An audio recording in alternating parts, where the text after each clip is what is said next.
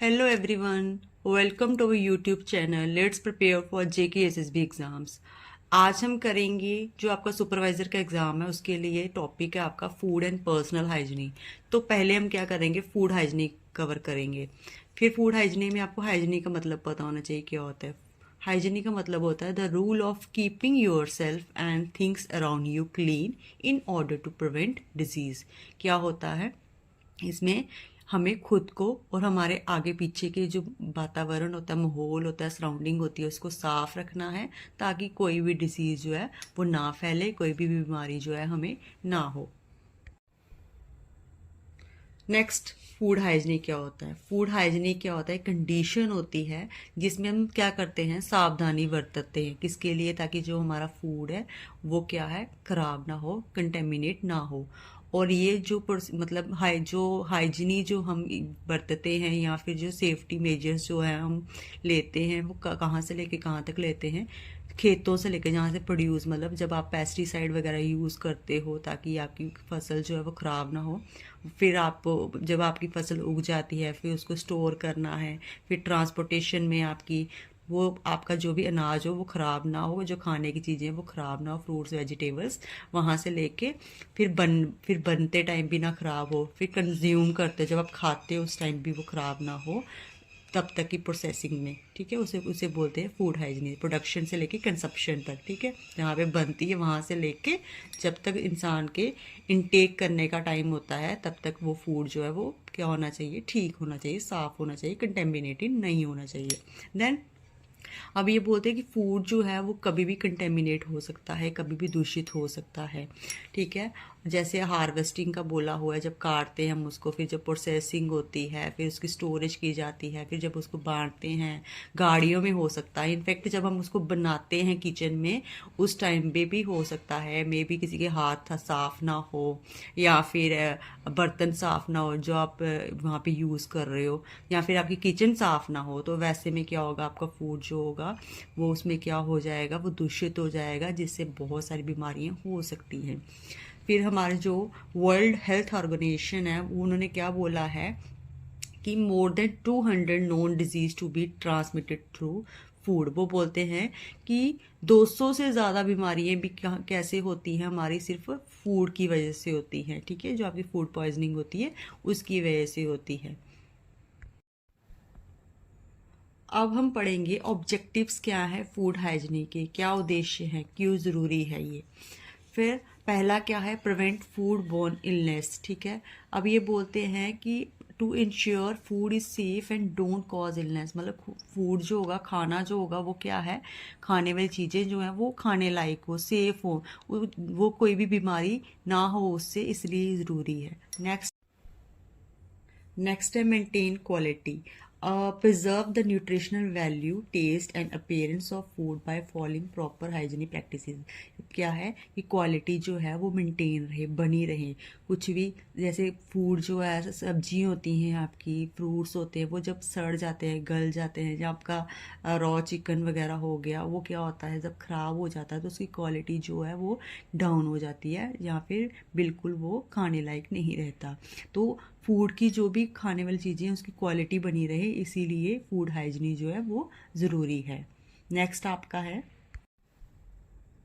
Minimise contamination. अब किसके लिए क्यों ज़रूरी है फूड हाइजीन, ताकि क्या हो, फूड जो है वो दूषित ना हो, उसमें कोई भी ऑर्गेनिज्म, माइक्रो ऑर्गेनिज्म जो होते हैं, छोटे छोटे कीटाणु वगैरह आपके जगह, कोई भी उसमें केमिकल यूज़ ना किया जाए, फिर कोई जहरीली चीज़ उसमें ना पड़े, ताकि कोई भी फूड जो है आपको फूड पॉइजनिंग वगैरह ना हो, इसीलिए फूड हाइजीन जो है वो ज़रूरी है। फिर है प्रमोट पब्लिक कॉन्फिडेंस। अब आपको पता है कि आप भी अगर किसी रेस्टोरेंट में जाते हो या फिर आप कहीं पे भी जाते हो, ढाबे पे जाओगे, 5 स्टार होटल में जाओगे, कहीं पे भी जाते हो, जब तक आपको उन पे यकीन नहीं होगा, आपको वहाँ का टेस्ट अच्छा नहीं लगेगा, या आपको पता लगेगा कि एक बार भी आप देख लोगे कि वहाँ पे मक्खियाँ घूम रही हैं, या फिर किसी होटल वगैरह पे जा रहे हो, आप देख रहे हो वहाँ पे सफाई नहीं है, या फिर वो लोग बर्तन वगैरह अच्छे यूज़ नहीं कर रहे हैं, अच्छे धुले हुए नहीं हैं उनके, या उनका फूड ढका हुआ नहीं है, तो आप फिर से वहाँ पे नहीं खाओगे। तो फूड हाइजीनिक क्यों ज़रूरी है, ताकि लोगों को कॉन्फिडेंस में लिया जाए, ताकि लोग जो हैं बार बार वहाँ पे आए, इसीलिए ज़रूरी है। साफ़ सफाई होगी तभी लोग जाएंगे, अदरवाइज़ क्या होगा, उनका बिजनेस बिजनेस जो होगा वो क्या होगा, डाउन हो जाएगा। इसीलिए इसीलिए फूड हाइजीन जो है वो ज़रूरी है। Then educate and train.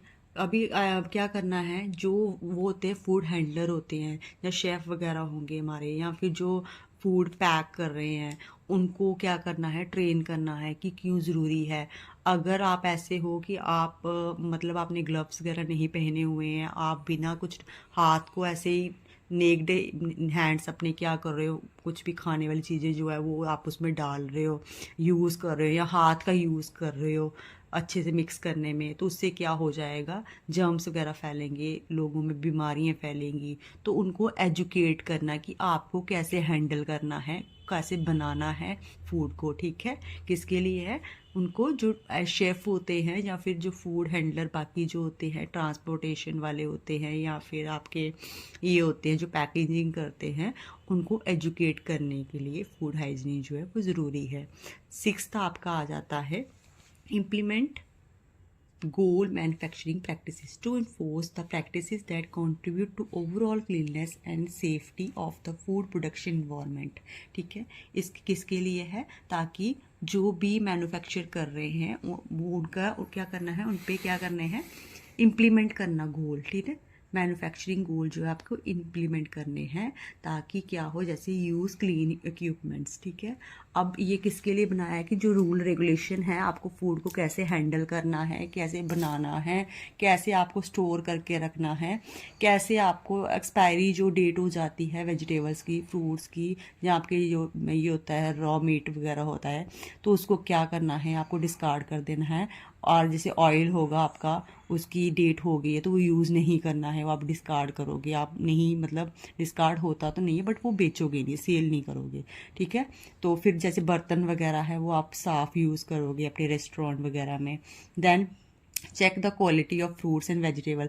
आप क्वालिटी देख के दोगे, कोई अगर किसी को गला सड़ा एक बार दोगे, या फिर किसी इंसान को आप केमिकल यूज़ कर करके फ्रूट को पका के दे रहे हो, तो उससे क्या होगा, उसकी हेल्थ पे भी असर पड़ेगा और आपका बिजनेस भी डाउन होगा। इसीलिए ये जो हमारे मैन्युफैक्चरिंग प्रैक्टिस के जो गोल हैं उनको इम्प्लीमेंट करने के लिए फूड हाइजीन की जो है उसके ऑब्जेक्टिव क्या है कि जो गोल है वो इम्प्लीमेंट किए जा सके, ठीक है।